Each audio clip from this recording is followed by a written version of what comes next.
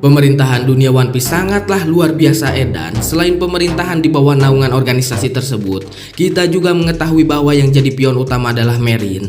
Seakan-akan bahwa Marine hanya dikorbankan untuk sebuah keadilan yang sebenarnya hanya menyusahkan dunia saja. Generasi ke generasi pemimpin dari Angkatan Laut, mulai dari Admiral Kong dahulu yang menjabat di atas Yaba Sengoku, dan sekarang setelah Yaba Sengoku lengser digantikan oleh manusia magma yang beringas kalem namun buas, siapa lagi jika bukan Mamang Akainu. Di sini kita perhatikan bahwa di bawah kepemimpinan Akainu, dunia sangatlah kacau melebihi kekacauan yang dipimpin oleh Kong dan Abah Sengoku. Ketika perang Marineford, si Abah Sengoku sangatlah khawatir ketika si Abah Shirohige mengatakan bahwa perang terbesar memanglah akan terjadi. Kemudian bahwa One Piece itu benar adanya atau One Piece itu nyata. Karena sejatinya banyak orang yang berbicara juga bahwa harta karun tersebut hanyalah mitos seperti yang dikatakan oleh Bellamy. Setelah si Abah Shirohige rungkad alias matoi alias mati sambil menyuarakan perihal perang tersebut dan One Piece, dunia semakin kacau dan bergejolak di antara beberapa lautan di dunia.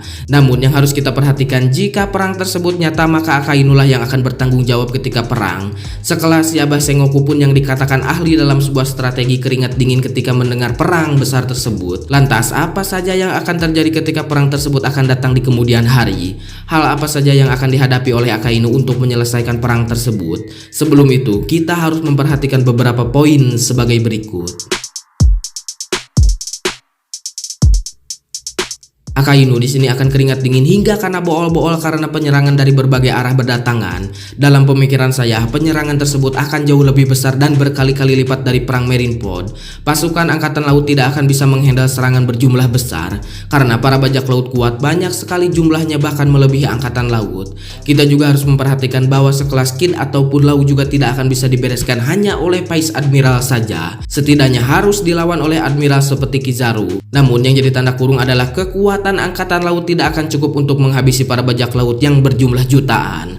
Mengapa saya berbicara jutaan? Karena untuk sebuah aliansi saja hingga mencapai ratusan ribu untuk seorang Yonko, bahkan puluhan ribu. Apa jadinya jika penyerangan tersebut juga ditambah dengan pasukan revolusi? Kita juga tahu bahwa banyak negara yang dipimpin oleh Mamang Dragon. Mengambil sebuah keputusan untuk melawan pemerintah bersama bajak laut akan sangat tepat untuk dilakukan. Selain menambah kekuatan perang, Dragon pun bisa mengalihkan sebuah pertempuran di mana para admiral bertarung dengan bajak laut, maka Mamang Dragon dengan leluasa masuk ke dalam beberapa kastil, bahkan bisa menyerang dari belakang. Beberapa negara di bawah pasukan revolusi, setidaknya ada juga orang yang Beberapa negara di bawah naungan pasukan revolusi, setidaknya ada juga beberapa orang kuat di negara tersebut yang seimbang dengan real admiral ataupun vice admiral. Maka di sini Akainu akan sangat kewalahan dan kebingungan untuk mengatur arah jalannya sebuah perang. Satu-satunya pilihan untuk mengalahkan atau membabi buta adalah untuk membantai bajak laut. Tidak akan banyak waktu untuk Akainu berpikir dengan pasukan yang sangatlah banyak menyerang dengan waktu bersamaan. Di sini juga ada beberapa pilihan pemerintah dunia untuk mengalahkan aliansi besar tersebut.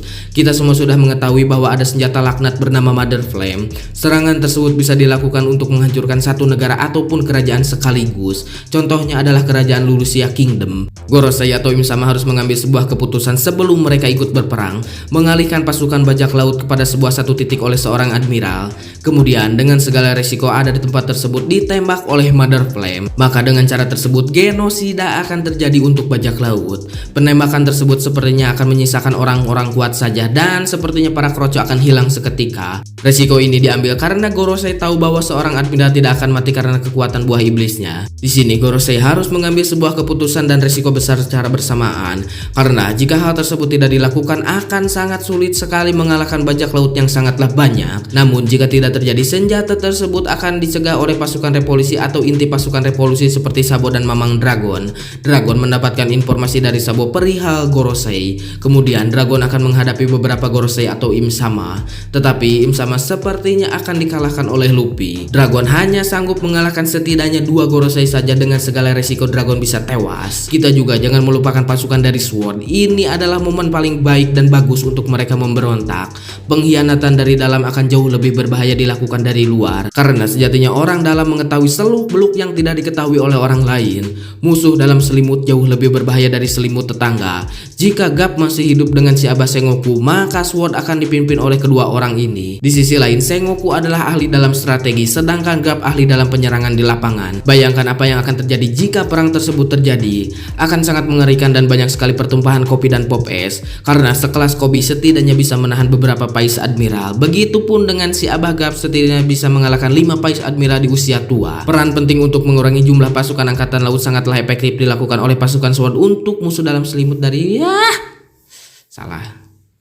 Peran penting untuk mengalahkan jumlah pasukan angkatan laut sangatlah efektif dilakukan oleh pasukan SWORD atau musuh dalam selimut dari angkatan laut. Kita juga harus memperhatikan bahwa perang besar tersebut melawan pemerintah dunia, begitupun Marine harus dilakukan dengan sebuah strategi. Para bajak laut tidak akan bisa asal serang seperti ketika di perang Marineford. Jika kunci utama atau kebenaran sudah ada di pulau terakhir, maka yang harus dipikirkan adalah bagaimana cara melakukan perang besar tersebut. Disinilah peran penting pasukan revolusi, karena kita semua sudah tahu bahwa beberapa kerajaan sudah di bawah naungan pasukan tersebut. Secara perang besar tidak dapat diselesaikan hanya dengan baku hantam atau adu kekuatan saja. Politik pun berperan penting untuk mengatur bagaimana arah penyerangan dan dari mana titik paling efektif untuk menyerang.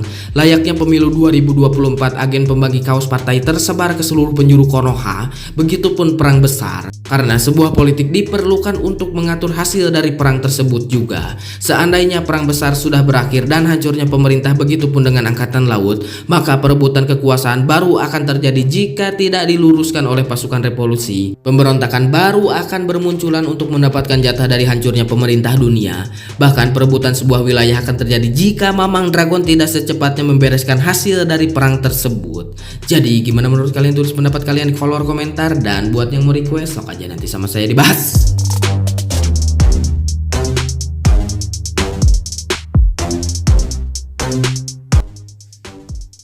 Ya, jadi seperti itulah menurut saya. Di sini teh sangat menarik. Di perang besar kan jelas perang besar mah akan terjadi, dan yang kepemimpinan yang akan dilakukan oleh Akainu akan seperti apa.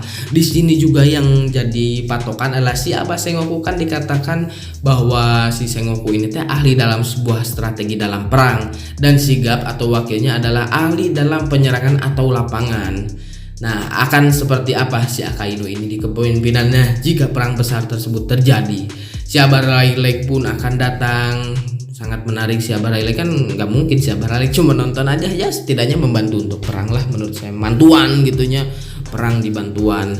Dan pasukan SWORD sangatlah berperan penting. Kalau misalkan musuh dalam selimut jauh lebih berbahaya dari penyerangan dari bajak laut yang di luar ya, karena nggak akan ada yang tahu juga kalau misalkan pasukan SWORD akan berkhianat di perang besar. Bisa aja kan misalkan seorang admiral dihajar dari belakang atau dihancurkan peralatan perangnya dari belakang, bisa. Dan pasukan revolusi menurut saya yang paling penting di sini teh, karena di pasukan revolusi itu beberapa kerajaan kan, alhamdulillah, beberapa kerajaan teh ada di bawah naungan pasukan revolusi gitu. Setidaknya di kerajaan tersebut teh menurut saya ada orang-orang kuat ya, setidaknya ya sekuat Pais Admiral mungkin ada ya. Kalau misalkan di sebuah negara gitu atau Arabasta atau yang lain kan, setidaknya Pais Admiral atau Real Admiral ada gitu yang bisa menghandle dari angkatan laut gitu untuk dilawan dari kerajaan-kerajaan tersebut. Dan berperan penting si Dragon ini bisa mengalihkan sebuah perang di mana para Marine ini sibuk mengalahkan para bajak laut di tempat atau di tempat lain. Si Dragon ini bisa menyusup ke Marijoa atau gimana gitu, bisa aja gitu. Tapi kalau misalkan ke Marijoa si Dragon sama aja nyerahin diri. Menurut saya nggak akan sanggup ngelawan 5 Gorosei sekaligus si Dragon ini teh. Setidaknya kalau misalkan 2 lawan 1 si Dragon ini mungkin kuat gitu ya. Karena One Piece teh bukan soal kekuatan, One Piece teh udah diseimbangin gitu sama Mamang Oda gitu. Nggak ada yang overpower kayak gitu, nggak ada gitu. Sudah diseimbangkan kecuali Nika. Mungkin Nika mah karena buah yang tidak terbatas gitu dari sebuah imajinasi. Sangat menarik. Dan di sini menurut saya kalau si Dragon nyerahkan diri, kalau ngelawan 5 Gorosei saya kurang yakin si Dragon ini bisa menang. Setidaknya kalau ngelawan 5 si Dragon tewas, yang 2 dari Gorosei juga tewas, mungkin mudahnya nggak akan sanggup kalau ngelawan 5 Gorosei. Di kemarin juga kan si Sabo juga di flashbacknya waktu lihat si Gorosei ini tuh pemakan buah iblis semua gitu. Entah buah iblis apa gitu, yang diketahui itu si Abah Satun aja gitu, buah iblis Zoan gitu. Tapi Zoan itu kepala kerbau tapi si badannya laba-laba gitu. Dan ada pentagram juga. Saya rada bingung ya, apakah si One Piece ini akan dibawa ke sebuah magic atau sihir atau enggak gitu. Sangat menarik. Dan di sini juga si Akagami sudah jelas si Babang Tampan ini tidak akan diam saja dan akan ikut perang gitu. Dikatakan juga pasukannya sangatlah banyak itu aliansi dari si Akagami dan orang-orang kuat juga bahkan Elbap gitu. Bayangin aja waktu di perang Marineford hanya Oars aja kan yang besarnya dan ripuh gitu ngelawan si Oars juga kalau nggak dihajar sama si Kumama gitu sama Shockwave si Kuma gitu. Bayangkan kalau misalkan di Elbapnya yang datangnya banyak gitu. Doryu dan Brogy juga nggak akan bisa diberesin dengan mudah menurut saya mah. Butuh seorang admiral untuk mengalahin Doryu dan Brogy, nggak akan kuat. Vice Admiral mah seperti Momonga yang kayak gitu nggak akan kuat ngelawan Doryu dan Brogy mah dan sangat edan tuh. Luar biasa sih Doryu dan Brogy menurut saya mah. Dan di sini yang sangat menarik adalah Wano ya. Wano kan baru beres kemarin ya kalau di kalau di episode gitu, kalau di chapter mah udah di Pulau Egghead. Gak mungkin Wano kalau perang besar terjadi mah diem aja dan menonton gitu, nggak akan mungkin. Si Momo ini anjir bakal rame kalau misalkan perang besar terjadi.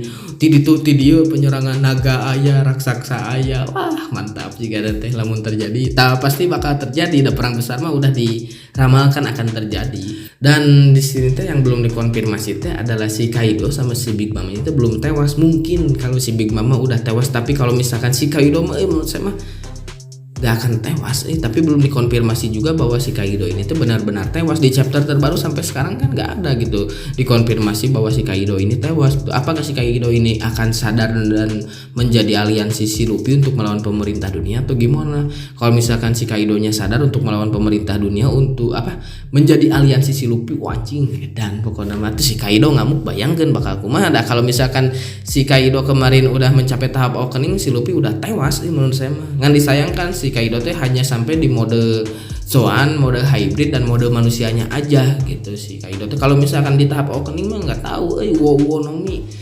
mengerikan menurut saya mah si Luffy bisa aja tewas, tapi nggak mungkin karena tokoh utama juga gitu. Dan si Luffy juga kalau misalkan kemarin nggak kesurupan sama Joy Boy mah tewas sama si Kaido menurut saya mah. Gak ada lawan yang seedan Kaido sampai sekarang menurut saya mah.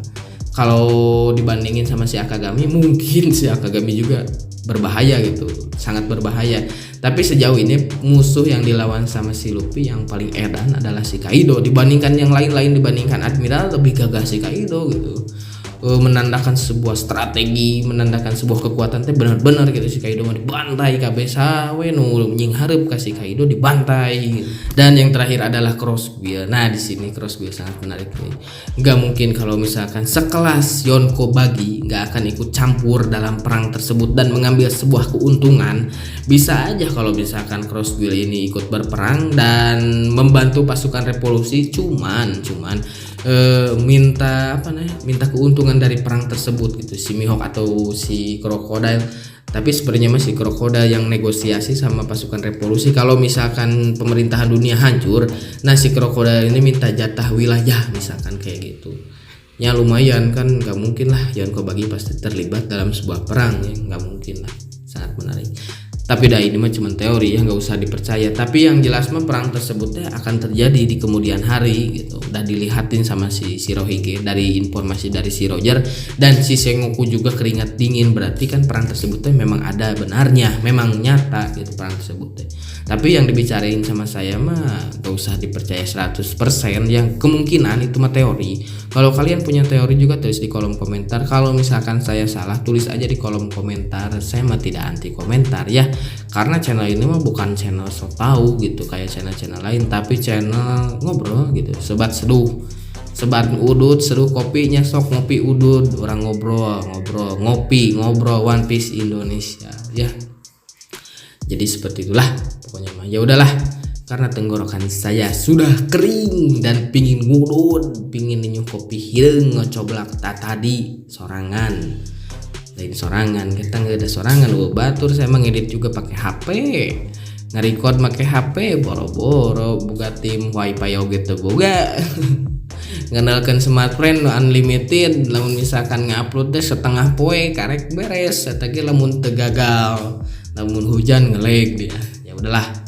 Ya saya mah cuman berteori aja lah, mengungkapkan apa yang ada dalam pikiran saya. Dan menurut kalian kayak gimana? Kalau salah tulis salah, kalau punya pendapat tulis pendapat, kalau punya pembahasan atau pengen ngebahas apa tulis aja di kolom komentar ya.